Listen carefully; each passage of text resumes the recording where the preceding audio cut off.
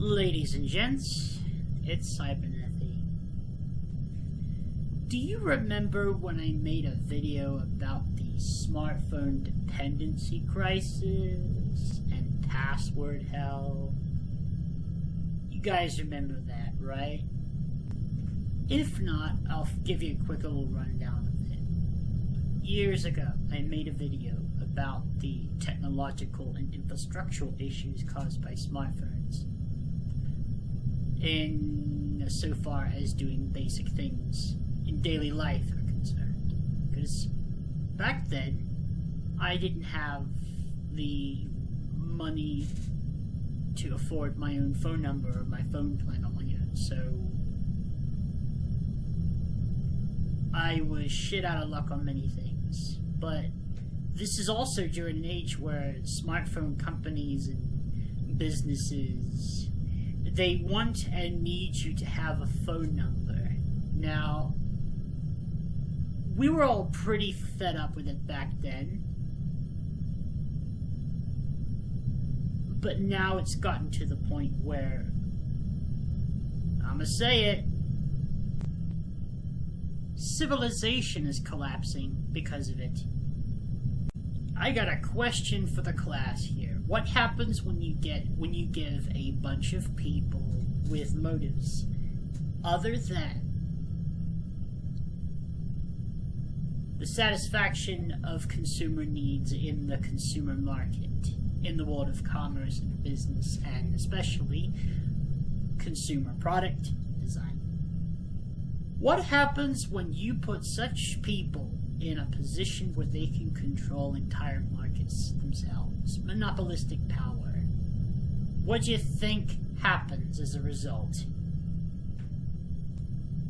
That's right. They fuck everything up, and your lives.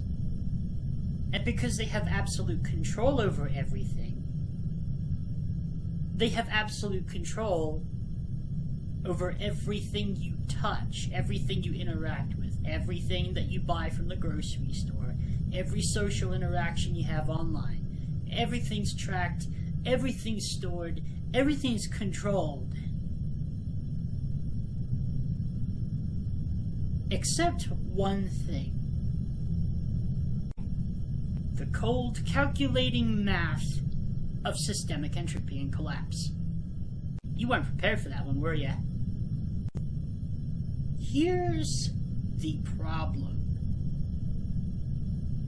that these big globalist bozos don't understand. I'm famous for a saying: one man cannot rule the whole world. Because the closer you get to it, the more likely you will be to fuck it up. Fumble the ball, and you lose it.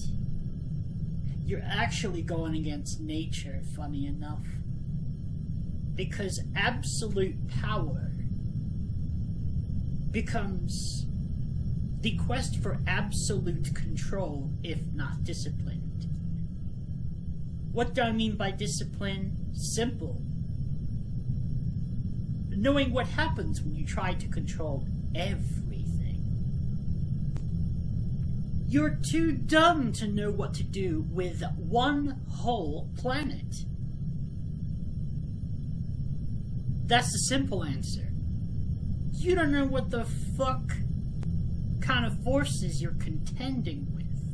Not those made by man. No, nuh-uh. Natural forces. I'll give you an example. What happens when you try to run a pyramid while it's upside down? Can you have a guess at what happens? The first thought that dares its breath in its general direction is going to cause the whole damn thing to collapse. Why is civilization like a pyramid? Because we, as human beings, or so we like to tell ourselves, are apex predators. The thing about apex predators, as far as human beings go, Homo sapiens, we belong to the primates family. That means we share the same basic rules, being apex predators, as wolves, hyenas, lions, and other pack animals of that sort.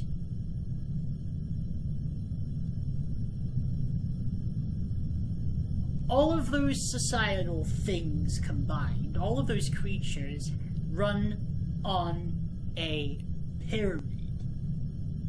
As their hierarchy, you have the alphas, you have everything else underneath it. But what's the alpha without his pack? A very vulnerable creature. It's like the king on a chessboard. The king is useless on his own. He needs his court to coordinate his war effort. The king is the brains and the authority. Pretty much the central planning agency, the leadership. Why is this so powerful? Take a look at Bug's life. Why was Hopper such an effective villain despite only having a handful of grasshoppers at his command? He was able to project the illusion of power through effective leadership. He knew how to manipulate the minds of his enemies. He knew how to make himself seem larger than he actually was. That's power play. That's not simply faking it. Faking anything. He understood the mechanics of power and the perception of, despite having a small handful of loyal, actual, gang members, I guess you could say. It's kind of like a biker gang of sorts. But they were able to, well, for a while at least, control an entire colony of ants and establish a reputation for being fearsome among the local wildlife. Why? He understood how to project an image. That takes knowledge. He's a competent leader. And speaking of competence, this is precisely why the world is going to shit. We have a complete lack of competence of any kind. Why? This world is run by sloth, not greed. They fucked that one up. It's run by sloth. Or, to put it another way, it's not running at all. It's not being run at all. It's being left to decay, neglect, decadence. Things are failing all across the board. Technological infrastructure, commerce, online safety, real life safety, governance, I should say. Governments have failed across the world. France, Britain, China, Russia, a lot of other places. We are in a period of global destabilization. Why? The nuts and bolts that keep civilization turning are not being tended to. What happens to machinery when left unattended? It breaks. It rusts out. It stops working. All it takes is one part going bad, and it endangers everything else. No one's looking after shit. So how does this relate to what I said earlier about the technological globalist bozos and all that? If the ones running the world don't know what the fuck they're doing, that's a bad sign for everyone trapped underneath their system. That means there's a fire in the skyscraper that we all live in. and it's slowly making its way down from the top to the bottom floor. There are fire exits. But if you don't make it out in time, or if you turn a blind eye and a deaf ear to what's happening around you, or in the world, you're eventually going to get caught where you're sitting. The world is going through a reset, and a ticking time bomb is in effect. And you motherfuckers have been ignoring it for so long because you're so worried about your social media lives and streams and videos, you forgot to secure yourselves in the process. A lot of you are trying to find jobs that are no longer available. Why? It's not just because of AI replacing everybody.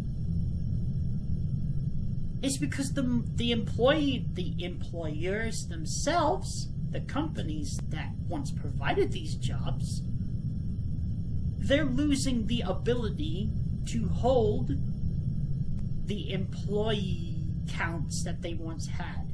They're losing money just as fast as you are because they're losing control over their own infrastructure. The closed shop is collapsing. Education is compromised. Let me give you a list of what I think is compromised right now. The social contract of governance is compromised. Due process is compromised. Integrity of information is compromised. Education, compromised. Technological infrastructure, compromised. High quality communication. Communication essential to the running of commerce, all sorts of business, compromised. There's too many to count. Everything's going to shit. Yeah, we've heard that one so many times.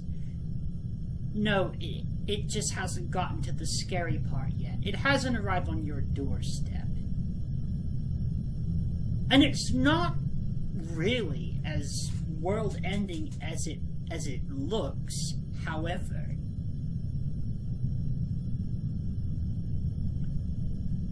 The problem is people that choose to depend on the system will be brought down with the system when the fire on the top floor that I speak of reaches your floor.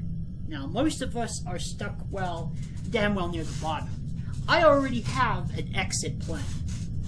I'm not talking this tinfoil hat wearing nonsense. I'm not asking to go into a bunker or anything like that. Just start working with each other a little more. Start fixing workplace culture. Start learning better financial skills. Most of you are dead broke because you keep spending yourselves into oblivion trying to impress other people who hate you. Yeah, everybody hates each other. So what does this do? It makes civilization very difficult. Because you have a public safety crisis that's been going on for several years now. All these weirdos running around in the streets, burning houses and buildings and screaming at each other in the streets and going on a fucking rampage, going around throwing shit, starting protests. Someone's gonna have to pay for the damage, and you can be sure it will be you. Why? Taxes. Taxes and other lovely shit that gets put into everyday life. Like, I don't know, maybe the government finds a way to cleverly scheme nickel and dime you to death without making it look obvious. It's not like they do that already to excess, right? Oh, if only it weren't true. But if you think we've got it bad, take a look at China. China's dying. Their people are dying from famine and collective madness. Vehicular homicide. And if I'm fucking wrong, then the information is contaminated, thus proving my point on integrity of information being compromised. Because if everything we read today is wrong, then nothing can be trusted. Nothing. That means the well is poisoned. Absolutely. Not just poisoned. Somebody put color in it or something. Your minds are being fucked with on a daily basis, and you think it's just a rise of, oh, them gosh darn with it, left or right. Take your pick. Which hell do you want to exist in? Which people do you want to hate? It's divide and conquer. It's us versus them. That's how they get you. That's how they transform an army of idiots into an army of motivated and dangerous idiots. Useful idiots. That's what they're called. Useful idiots. You can't just raise a military in a country that already has one without violating the Insurrection Act. So what do these people do? They rebel rouse. They start stirring up the waters and launching a whole bunch of cock-a-bull stories deliberately designed to get one group of people to hate another. Why? People that hate each other can be manipulated by a third party. It's the puppet dance.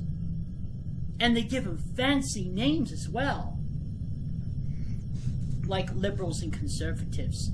Both of groups are puppets being pulled by strings someone else outside the party system entirely makes.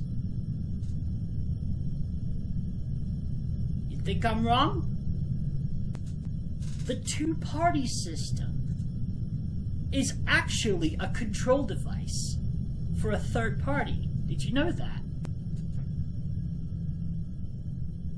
Because like for example, any democratized nation, if they use a two-party system, the purpose of which is usually to disguise the control system for a third party.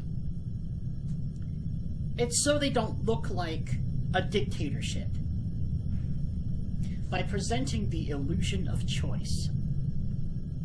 They rile people up over the generations and through social engineering, conditioning, red state, blue state. What happens is the people develop a collective identity that isn't even theirs. It's just been assigned to them. Where you grew up is basically who you became. That's the game. So, and then they start to create resistance points. They start to introduce factors. They start to introduce things like instigators. And these people are often paid and employed to do this. They go ahead and they start riling up some group to go attack another group. The other group reacts, and then you have conflict. And this becomes the secret electoral college. This becomes the shadow popular vote. It's not voting for the best man. It's voting to put down the other candidate. But that's a distraction tactic. The real game happens behind the scenes while y'all are distracted. That's why election cycles are not only messy, they're vicious, they're filled with slander, and they use it to secretly slip in some kind of like a control measure. Kind of like the global panic that was introduced by COVID.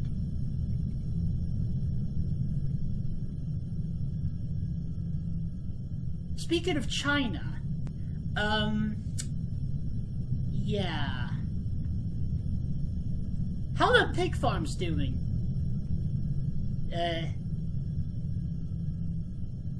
Now, this is purely going on information that I've seen and observation only. We're going to talk about something. using pure logical deduction, knowing full well the information could be misrepresented or a complete artifice. But the point I am illustrating is sound enough to prove by logic. So, basically it goes like this. China has been doing dumb shit with unethical farm animal, like industrial farming, like pork. I won't go into details, but let's just say they got a lot of these farm animals in very cramped, tight spaces in industrial centers, and the hygiene is not the greatest. What happens at the same time when they keep pumping loads and loads and loads and loads and loads and loads and loads and loads and loads and loads of antibiotics into these poor things? They're not addressing the problem of unsanitary conditions because they believe that they could be completely dealt with using man-made industrial and artificial methods. For example, pumping more than half, or so they say, so it says, the world's estimated supply of antibiotics into these complexes. Eventually, that's how you end up with a superbug. You just chuck that fucker full of antibiotics. It becomes a superbug. And what happens? They find themselves into the environment, don't they? That's how you end up with fucking... That's basically the conditions leading up. Hold on. You create a very brutal and inevitable biological correction. Why? This is a prime example of why man is fucking with things he doesn't understand. Man's trying to overcome nature. Trying to control nature, bend it to his will in his hubris. What does he create? In the case of China and their agriculture practices, a very deadly pathogen that is not only antibiotics resistant, but they share blueprints with all the other microflora out there, so they become resistant as well. It works off the herd immunity principle. Well, if this shit doesn't work, well, it's not going to work anyway, because man cannot win an antibiotics race against biotics. Period. You use it to treat. It's meant to be a miracle drug. It's meant to cure a deadly disease in the body. But if you keep feeding it, it's just weight training for the fuckers. Do you see the problem here? Man is blind to his errors on large industrial scale, and in his hubris he believes that with enough power he can keep things as they are. Man is a fool, he who believes himself to be an impassable barrier to the forces of change in the universe. God pity said fool. He's going to get a rude awakening. So China is fucking up not just their land, everyone else's too, because they've become a breeding ground for biological hazards. Because someone's fucking narcissistic delusions, which aren't even keeping him in power, by the way. He just kind of left his land to rot. You know who I'm talking about. Goes right back to the upside down pyramid theory that I was talking about. China is running an upside down pyramid. What happens when a pyramid is upside down? Gravity tilts it and knocks it over. What's the bottom?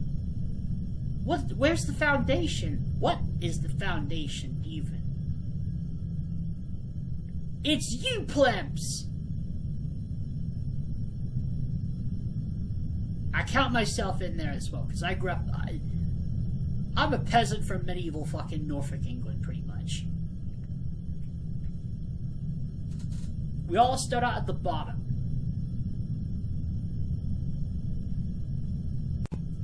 The foundation of any functional pyramidal civilization model structure.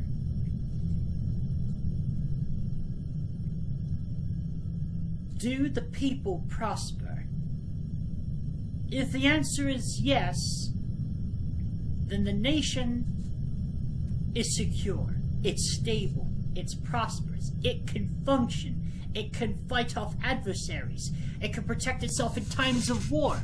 The civilians of that nation are better equipped to deal with the rest of the world and their own lives.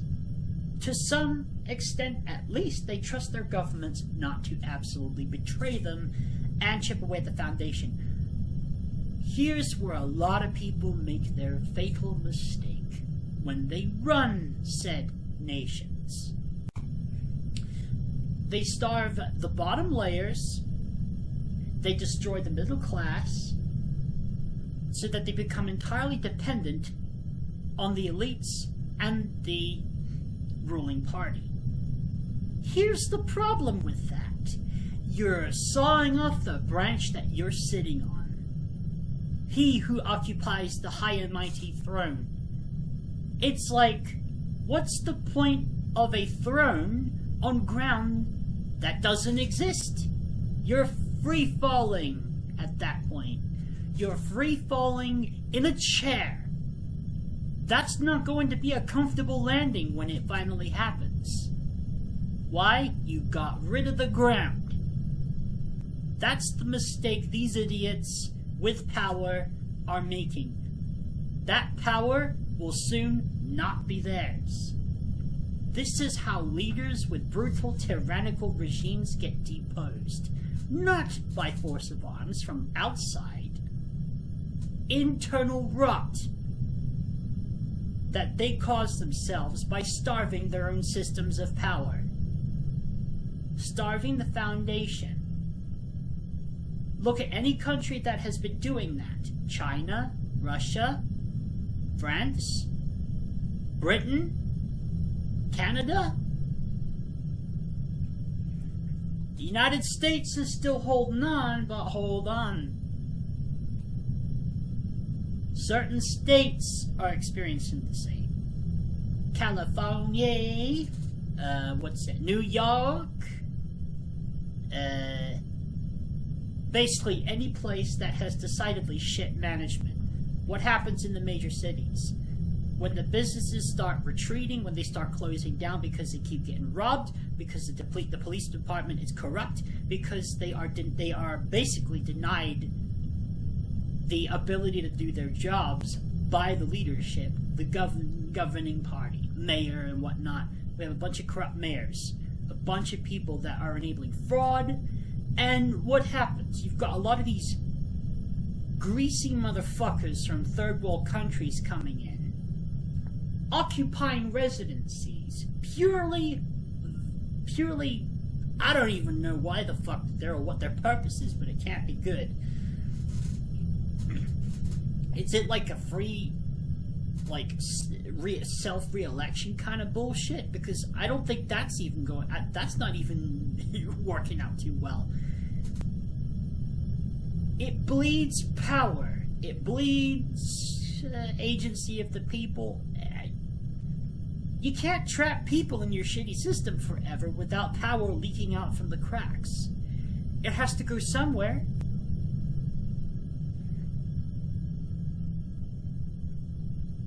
Starving your own people as the governing party is a doomed game plan.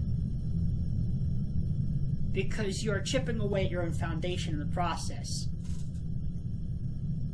once the foundation gives way, everything sitting on top of it falls. This is the stark, cold, calculating mathematics of societal management. Anyone who is blind to these mechanics is doomed to fail as a leader. Man, y'all got screwed up by politics, didn't ya?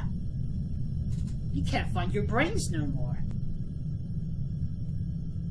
You can't perceive 5 of the 7 colors that are in the rainbow because all you see are red and blue. Some people, when they see blue, they start seeing red. And vice versa. Some people see red, they start seeing blue.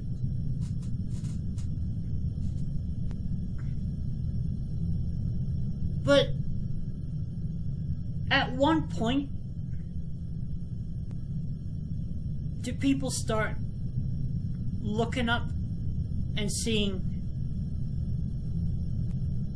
did we all get sold some bullshit? Who are we fighting for? Why are we being told these things? Who is controlling our lives? Why does life suck so much? Why does it seem like no matter how hard we work, nothing gets better? It's because everyone's being screwed over by a system that they can't see because they're too busy fighting each other at ground level. It comes from the top, baby. It always comes from the top. Because you elect these people. You put these people in positions from promises that mostly uneducated people can't even do the math to realize they can't even back up. It's like, huh? Do I know you? Who the fuck are you? Why'd you want to? It's like, you think, prove to me that y'all ain't incompetent. Prove to me that y'all ain't a fuckhead.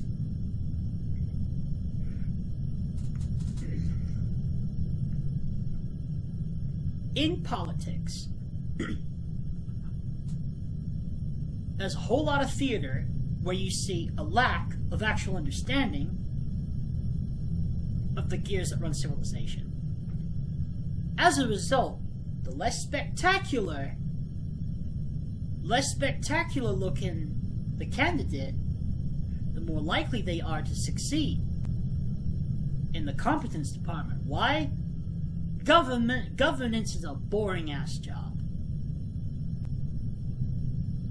If people want to make a fashion statement out of it, if they start like putting on a grand display, this ostentatious display of, oh, I have chosen to include myself in the ballot. Get the fuck out of here, you absolute ignoramus. You're a charlatan and a tool for more insidious powers.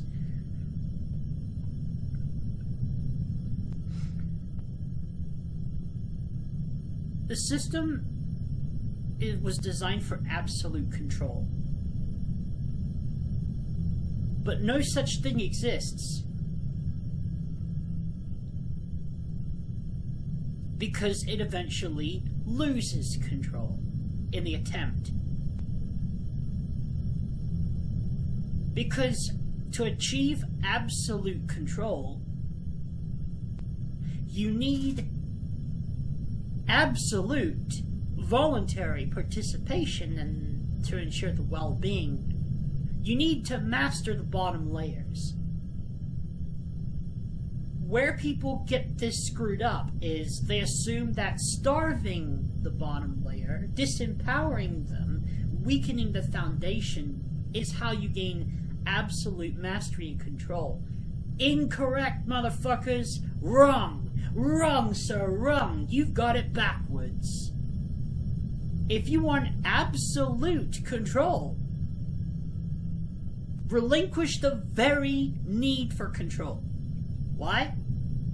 Because absolute control is a symptom of a mind that fears being controlled. It's a classic symptom of a paranoid motherfucker. The smallest people build the largest systems to hide their vulnerability. Can we all think of a few people? Can we all think of names in this world? People that run big Byzantine complex bureaucratic systems. Why? To do what? Oh, to decrease the chances of them getting knocked out of power. Why do y'all need power anyway? Let's talk about that for a moment. And I'm going to explain a few things to you from the perspective of a student of Niccolo Machiavelli. I'm going to give you one of the darkest lessons in history on the subject of politics, power games, and people. And I'm going to explain it to you all through pure, cold, stark, calculating mathematics. Where there is a need for absolute power and control, there is an absolute fear of losing it.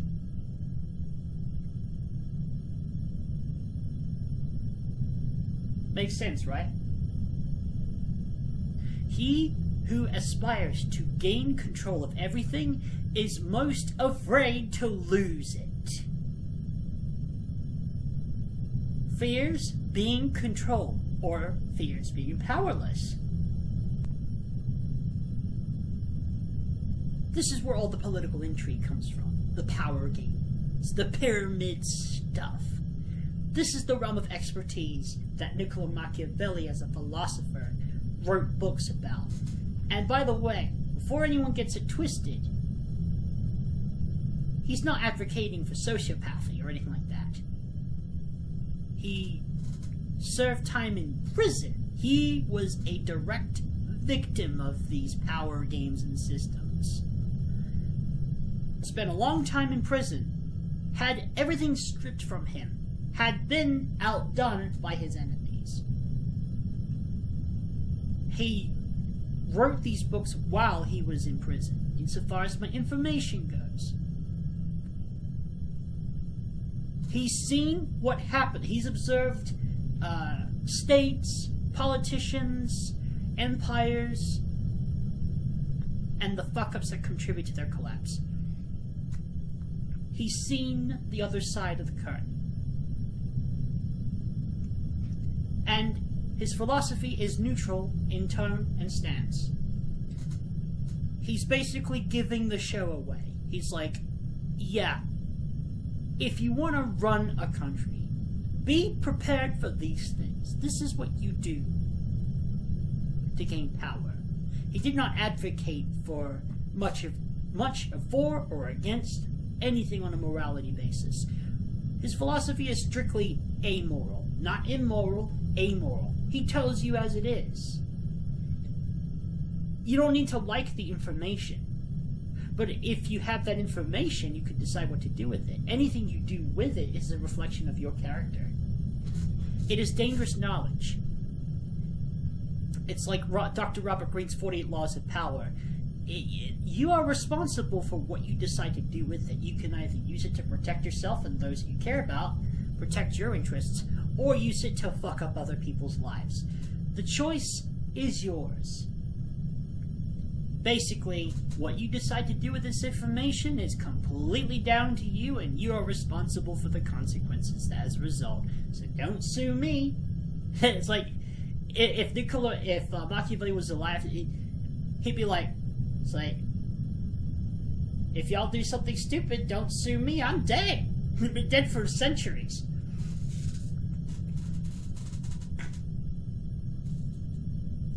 The burden of responsibility is on the bearer of this knowledge. And I have a lot of information that could be potentially dangerous to people, especially the maladjusted and the malinclined. Because, yeah, they could use it to gain control, play power games, win big prizes and whatnot, gain status and learn how to control the people. But there's that one niggling little detail about Power corrupts. Absolute power corrupts absolutely. And as a student of Niccolo Machiavelli,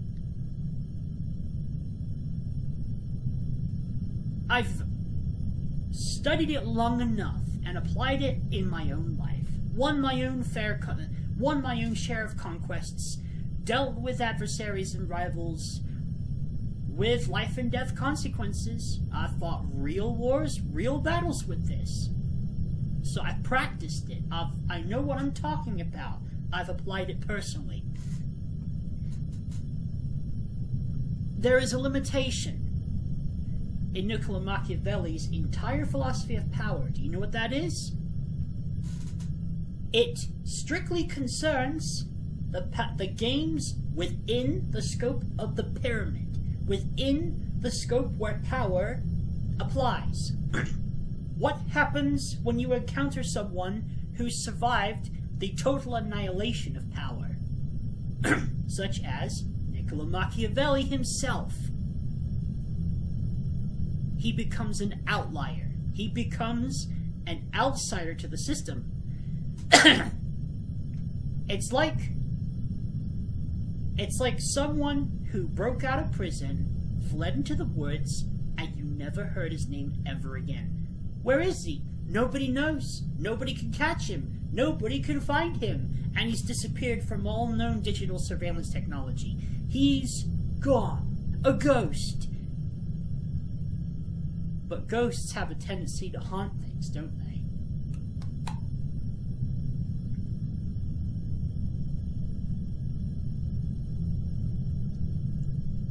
I occupy that rare position. I have survived total annihilation of power. Not only that, I have completely relinquished the need for power. Because I became a vacuum of power. I spot the flaws and structural weakness in systems built on power-hungry paradigms. The pyramid that people so aspire to climb to the top of is actually a very small object. It's like a tiny little resin pyramid. Like, it's a teeny tiny thing standing on a wooden stump in the middle of a woods. The big prize, the big power, the world domination objective is a very small thing in comparison to what's outside of that. Have you lived in the void before? I have. Have you been thrown into the abyss before? I have.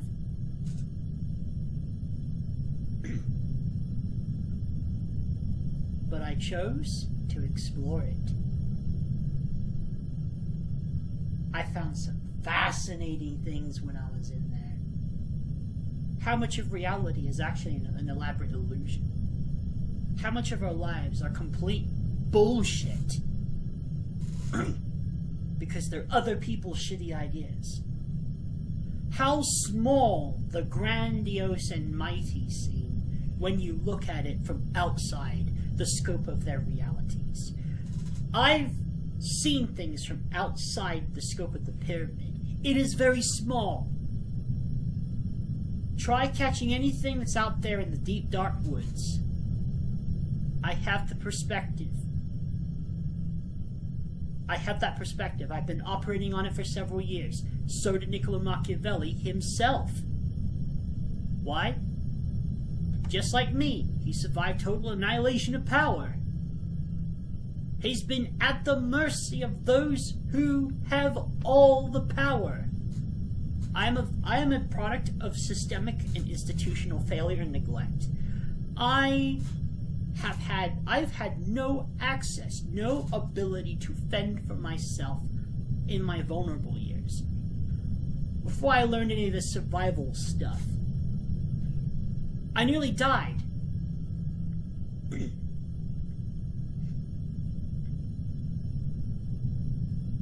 I nearly died from neglect. And I was nearly murdered, too. I had a guy try to hire a hitman after me. Come shoot me dead. You know, this shit is real. You think I'm making this shit up? No. No, I am not. And I'm not going out of my way to explain the details to you either. Get fucked. It's a waste of time.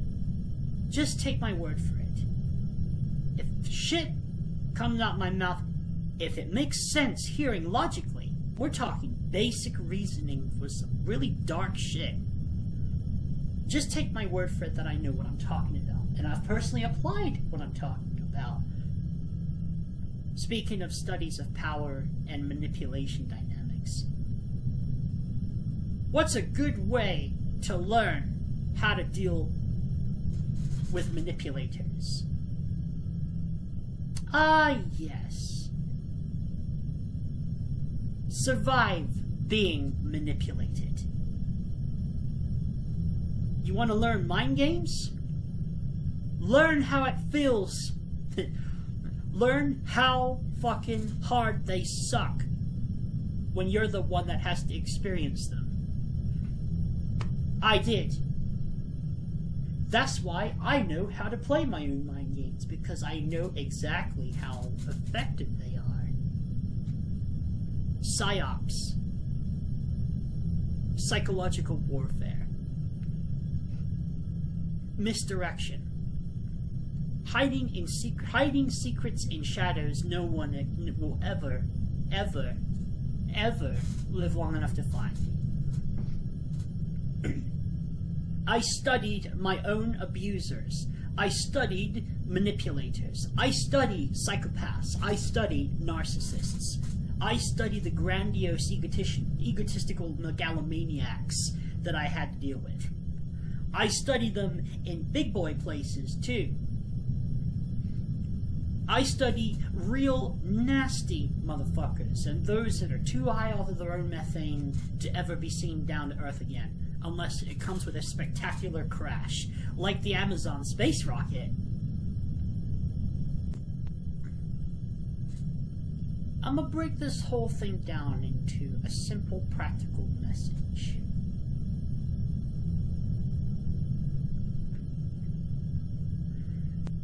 The system that we govern our lives with today in modern life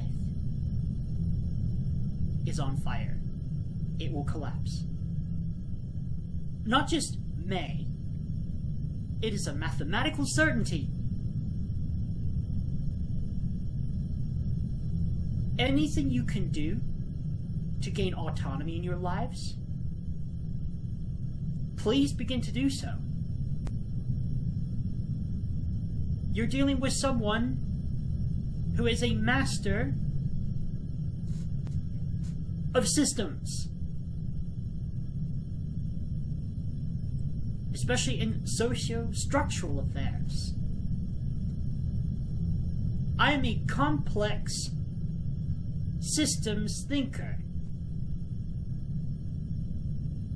The kind of mind that designs stable structures, systems that for large-scale enterprises. I know how the nuts and gears of a corporation work at a basic level. Minus all the bloat.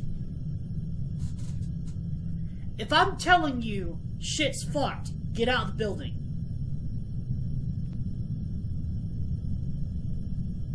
Start to make changes to your life to cut dependency on these systems immediately.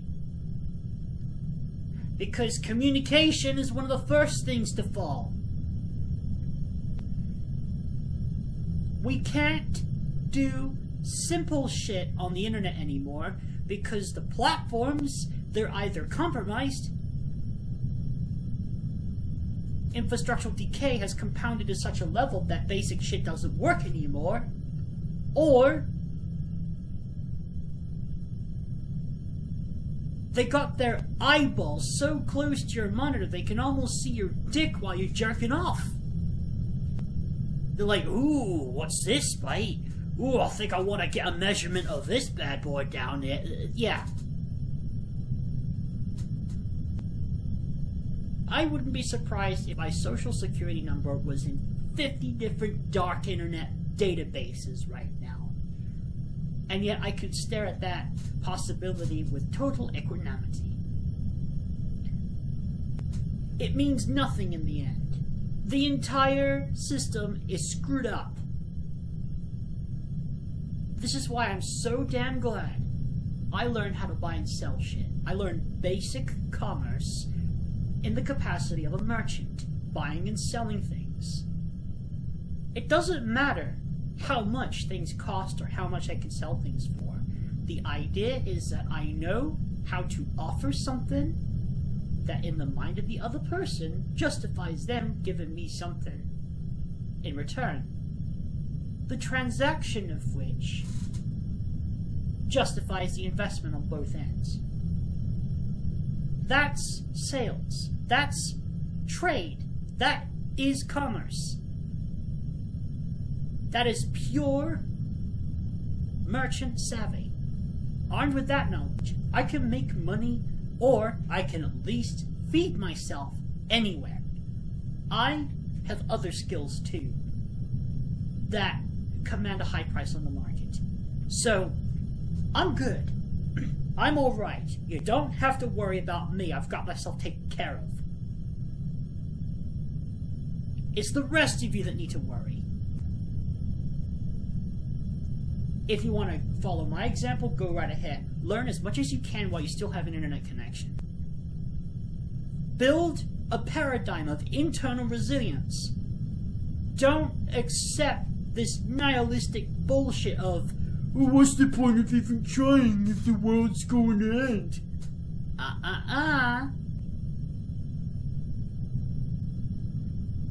What's that going to accomplish? Do you know how little you fucking mean to the world when you do nothing anyway? You do not have the luxury to be depressed in this world for much longer. You're gonna suddenly find new reasons to live. Why? Because this world has been so long departed from the sanctity of life of any kind, let alone human life.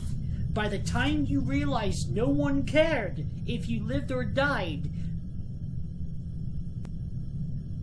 if you stayed, if you lived, you'd be like, oh, thank fuck. Because guess what? If you survive something like that, like I did, I have psychotic depression. I have tried to kill myself. I have wanted to kill myself many times. But when I found out there were people praying for me to die, praying for me to kill myself, this divine thing called spite and defiance kicked in and said, oh, that would be all too convenient now, wouldn't it? I got motherfuckers waiting for me to follow through with this shit, huh? And no one was there for me on the day that I nearly took my own life. So I'm like, I literally said this to myself. I said, I see what kind of world we're dealing with. And for that reason,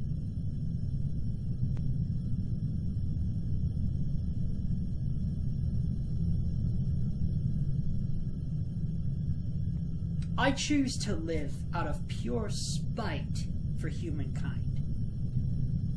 Not because I was magically touched by this renewed hope for us all, for humankind. Now y'all can get fucked. Y'all disappointed me so many times. I faced the ultimate fucking disappointment, okay? I don't care if I would be found dead the next morning of causes other than my own. You know something? I found a reason to go on. From the darkness of my soul, not a sudden light.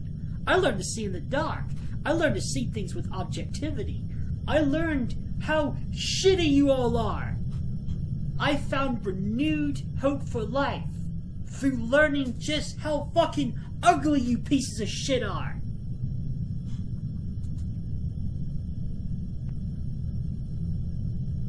How ugly your lack of inner fucking consciences are that enable this type of world to exist. The most loathsome, disgusting features in the human race was the exact reason I found renewed hope for life.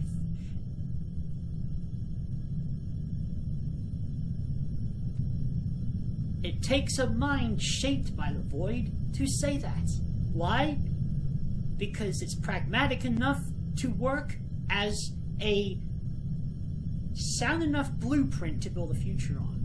You don't hope for the best. You plan for the worst. So you have the luxury to take one approach, but you have a back door, you have a way out if shit catches on fire.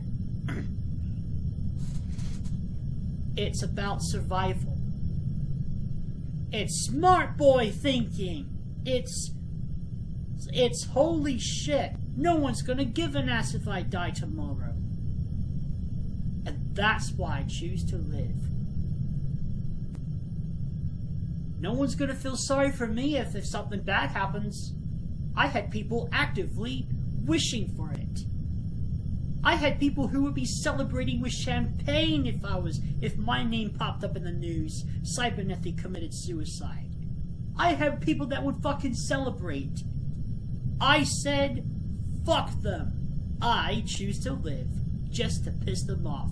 And lo and behold, I pissed off a lot of motherfuckers with that decision. Because the power dynamic became inverted. Suddenly, I could navigate situations better. I was able to operate with detachment.